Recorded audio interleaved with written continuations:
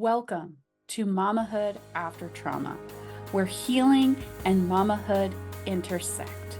I'm Emily, your host.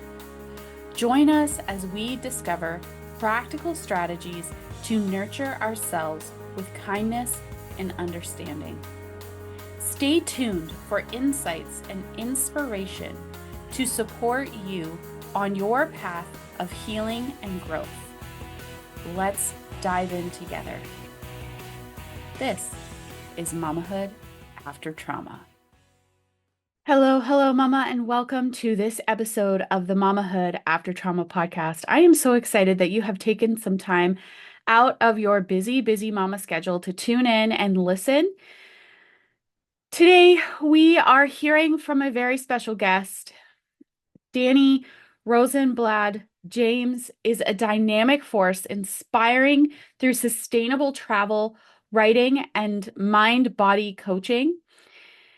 As the founder of Misfit Wanders, she shares the transformative power of nature alongside her roles as an author and sustainable travel expert. Dani guides others on a journey of holistic well-being, drawing from her own experiences and resilience, overcoming her traumatic brain injury. Her mission is to empower individuals to cultivate strength, vitality, and purpose in their lives. So at the Mamahood After Trauma Symposium, Dani spoke on overcoming her traumatic brain injury and how it affected her and continues to affect her as a mom. And how she has healed from that traumatic brain injury and healed from growing up in a dysfunctional family.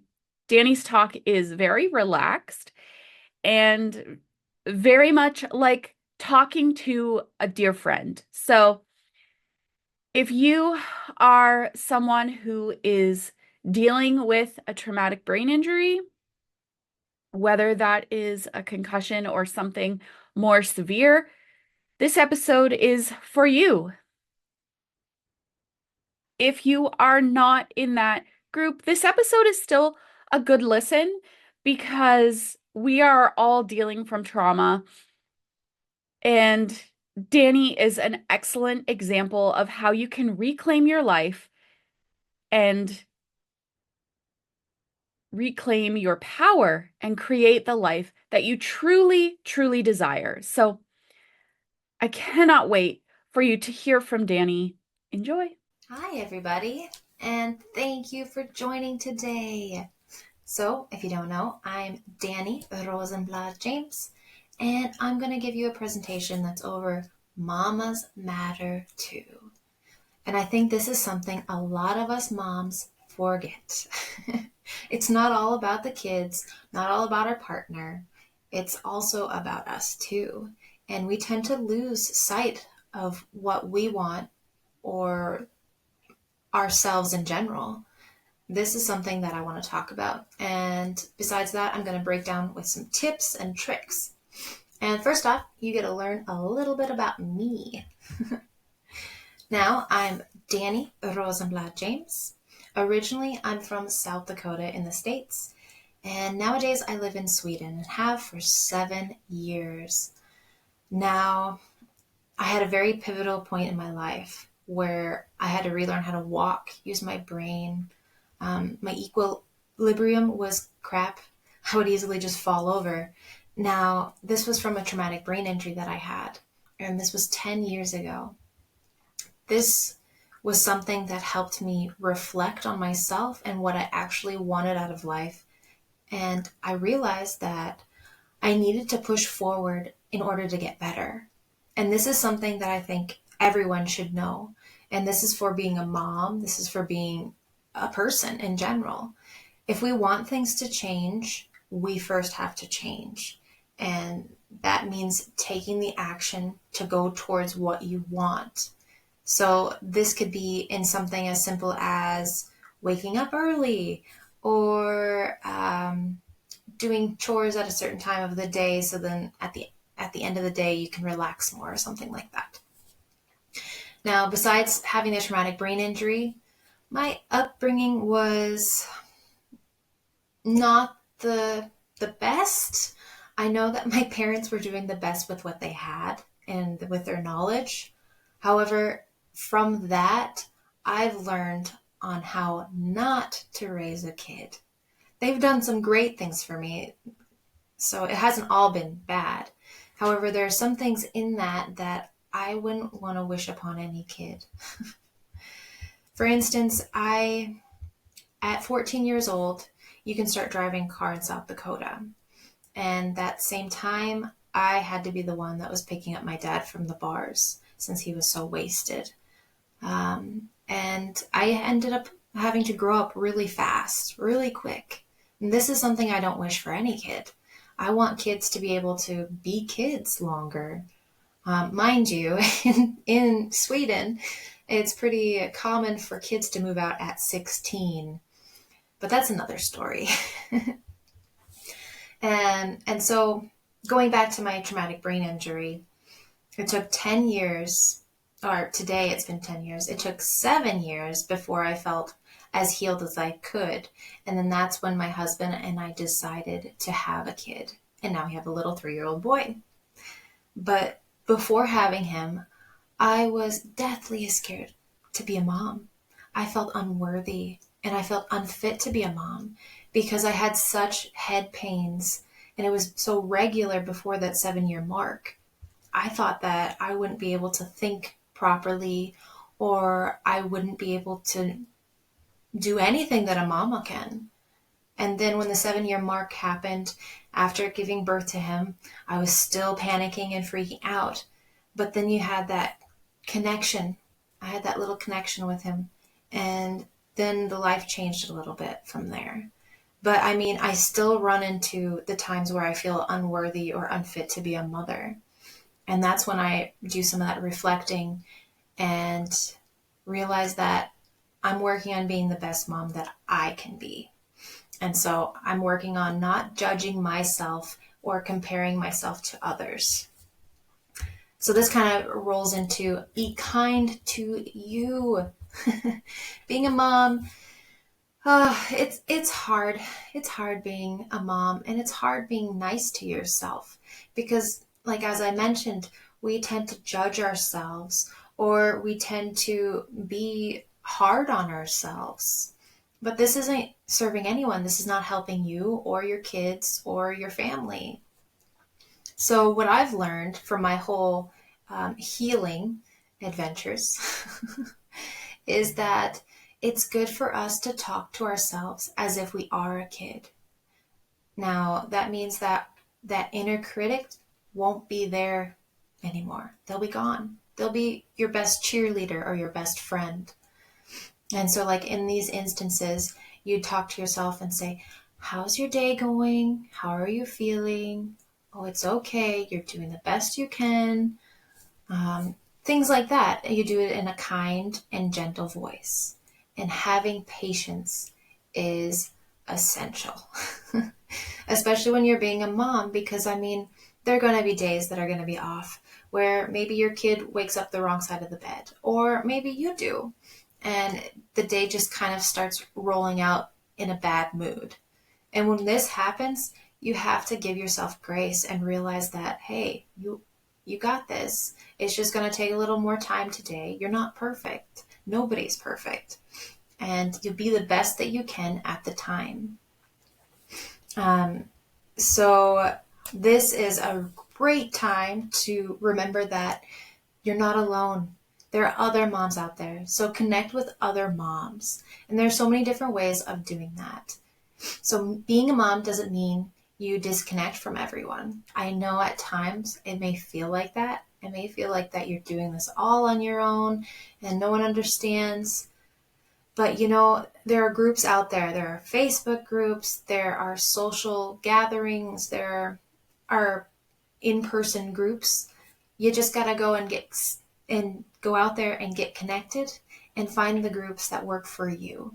So like for me, when my son was, after he was born, he wasn't breastfeeding, and that was something that I wanted to do very much.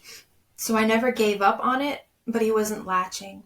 So what I did was I found this Facebook group to figure out all the tools or tricks or things that I could do.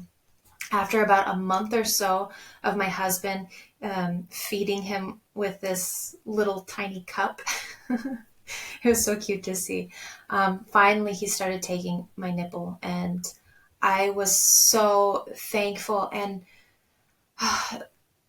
if you're not a mom that has gone through this, or you're not a mom that's done breastfeeding or anything, it's hard to describe. But if you've been through these things, you completely understand where I was at and how magical it feels that you're able to give to your child when you had been trying and trying for a whole month. So, I mean, that moment was amazing. And the reason that I was able to stay pushing forward was because I had connections with other moms, and I was in that group where I could ask all these questions, and they kept telling me and validating that it's okay, you're doing the best you can, and this happens sometimes, and what you got to do is just keep at it and keep doing what you're doing. And just having that validation helped me push forward and be able to say that I'm not a bad mom. I'm doing the best that I can. And this was just an obstacle that turned more into a life lesson. And that is what all obstacles are in life, is they're just lessons for us to learn from. And it doesn't help when we hold on to the negative when it comes to the obstacles. It's best for us to look forward and see what we can learn from it, what we can grow from learning about it as well. So some of the good mom groups that I've found are like doing a book club. There's always that. Then there's activities for the kids that you can find, like gymnastics, or my son is in dance. So when I go to that, I've met many other moms, and it's great to get that connection because you see, oh, the kids like the same things. That means that we could probably do play dates in the future. And then you also have someone that has a kid that is probably around the same age range as well. And then you can have someone to open up to when you need someone to talk to. And then another place is, doing some kind of active activities. There's yoga that can be in groups that are moms groups that have it made so you can bring the kids. I've been to a karate, and there are other mothers in there where they bring their kids there. Like there was the youngest that is 4 years old and started doing karate with the mom. And if the kids didn't want to do that, there was also a gym near in the same building. So then some of them can go over there, and then we'd be in one room. So that was very, very helpful. So then you don't have to stop doing things that you love, but yet you can incorporate your little kids there too. So that's always nice. Now, this is very essential for all mamas. We got to focus on self-care. In order to help others, you first need to work on yourself. And this is very, very important for all mamas, that, we tend to get caught up in our little ones' lives, and we get caught up in being a mom, that we forget that we have needs too, that we have things that we need to do for ourselves in order to be happy and feel good within ourselves, mentally, physically, and emotionally. So for like self-care, I would recommend a few things. For myself, I do meditation, yoga, walks in the forest, and journaling when I have a chance to do that. Now, self-care can be as easy as taking a shower, which I struggled with for a while there with my son, because if he doesn't want to shower, then I would have to fight, and it just became a nightmare. So I've found a way to make it work where if he's not interested in it, I didn't want to put up a fight all the time. Then we'd wait for Papa to come home, and then I would be able to do it, and then my little son would be down too. This could also be something like just remembering to do self-reflections, just breathing, doing inhales and exhales. This can be something as little as 5 minutes a day, where you maybe just go into your room for just to breathe a little bit. Because I mean, not all moms have the option to have a whole hour or two for themselves. I get that. I'm fortunate to have the preschool here that's like a daycare. Like, they start at 1 year old here in Sweden. So he got to start doing that at 1 year old. But I know that not everyone gets that option. So we just have to see what works for us and what's best for ourselves. But it's essential to have self-care happening daily and make a routine of it. Like, maybe have it start an hour before your kids wake up in the morning, or an hour after they go to bed, whatever works for you, or, 5 minutes here or there. Just find what works. This could also be, let's see. This could also be where you just meet up with the ladies and have some girl time. That's a really good one, I would say. Because, I mean, some of those moms out there, they get caught up in having all the boys around them. Maybe they have several children that are all boys, and then they have their partner that's a man or something like that. It's good to get around that feminine energy once in a while. This one. This one. Set boundaries. Be aware that this needs to be set for yourself and for others that are around you. This is something that I had a little bit of trouble at the beginning. I was a little bit of a people pleaser, where I had trouble saying no.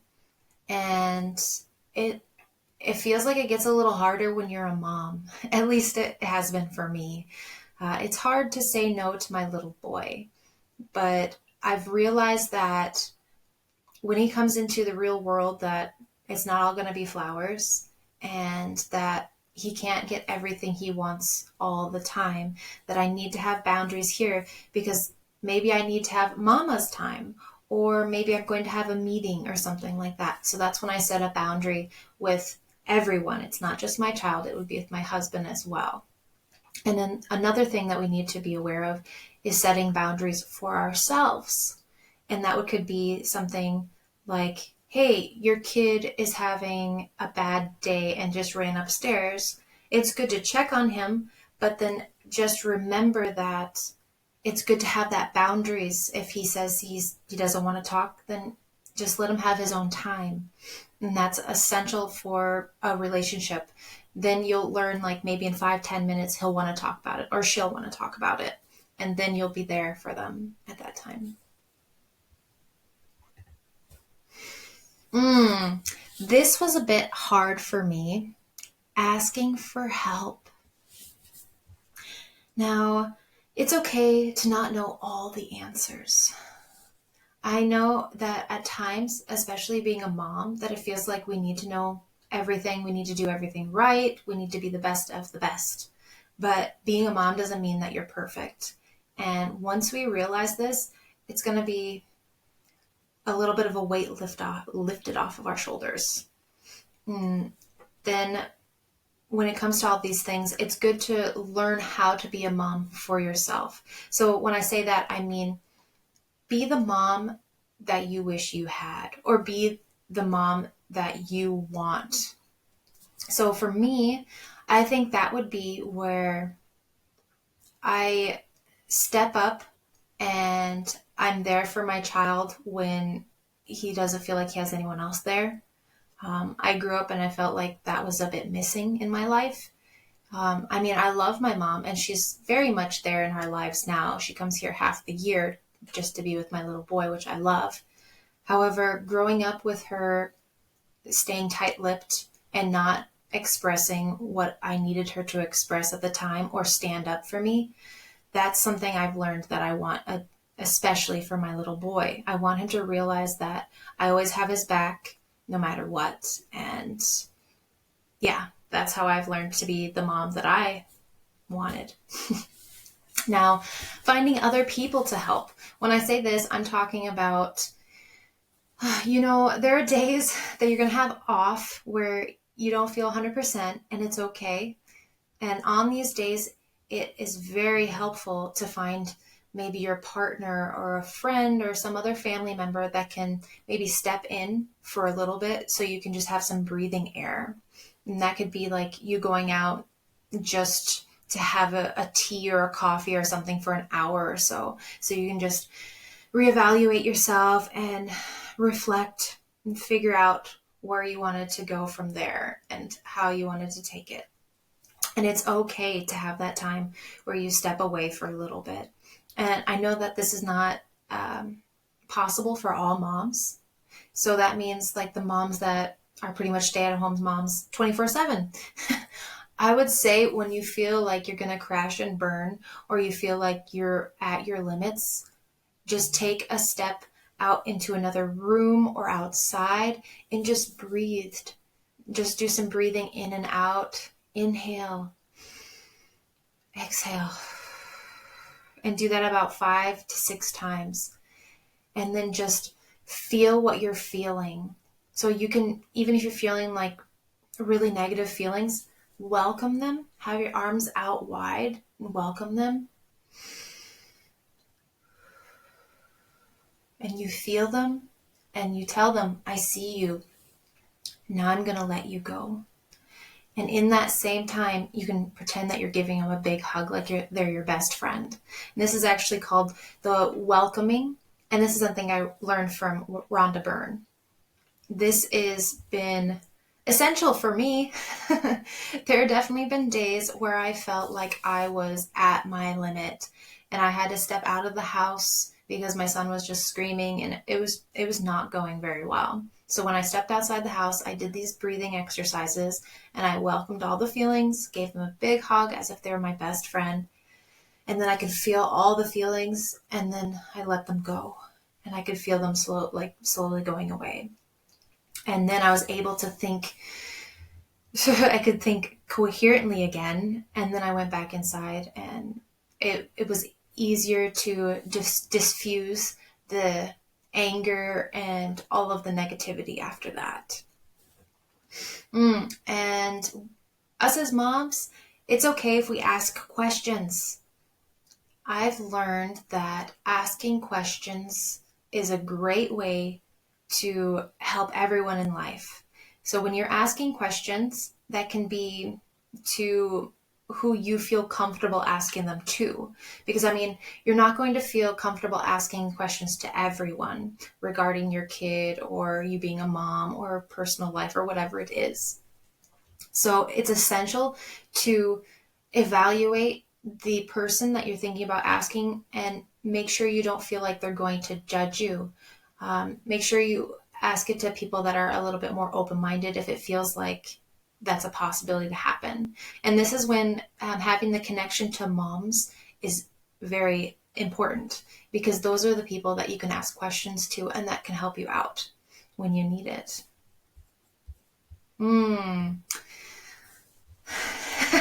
How many of you moms have had trouble with sleep?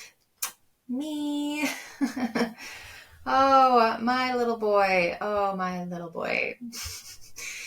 When people say, oh, good luck with sleep, I was like, that's not going to be me. I was one of those moms. My little boy would wake up every couple hours when he was really tiny. And even to this day, he still wakes up at least once or twice in the middle of the night. So I'm thankful that it's not like it used to be. I'm looking forward to the days when he can have full night's sleep. He has it sometimes here and there, but yeah. So I have learned that, so since I have such a good family group here and good connections, I was able to have a couple nights away from home when I was going through such heartache of no sleep, that I was so deprived that I couldn't think straight.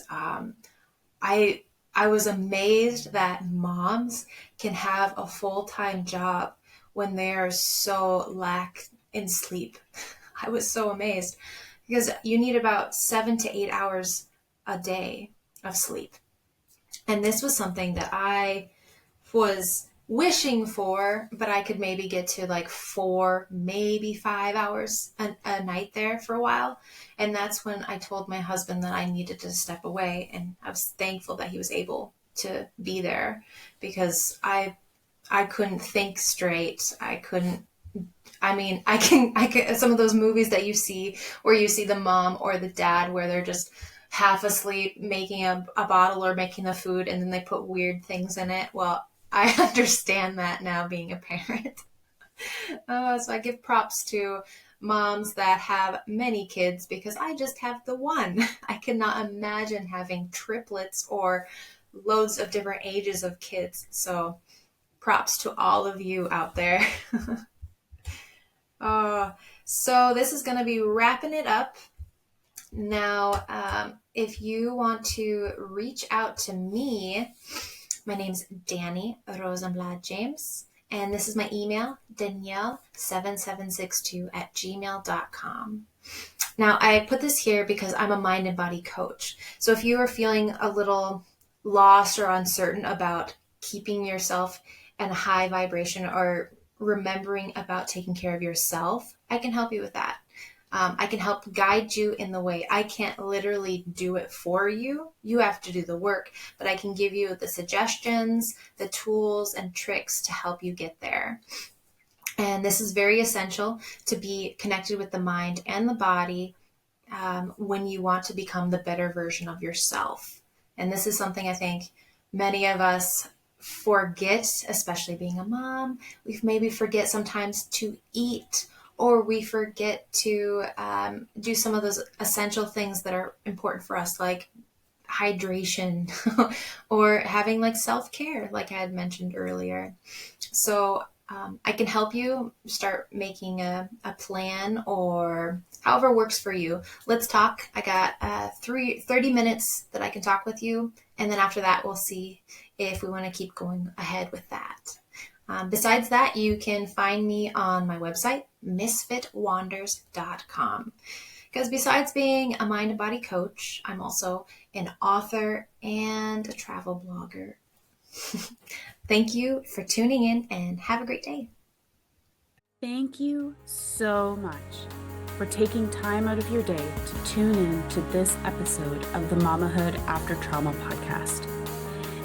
If you would like more of the Mamahood After Trauma community, make sure to look in the description of this episode for the link to become a Mamahood After Trauma Inner Circle member. Until next time, Mama, keep shining.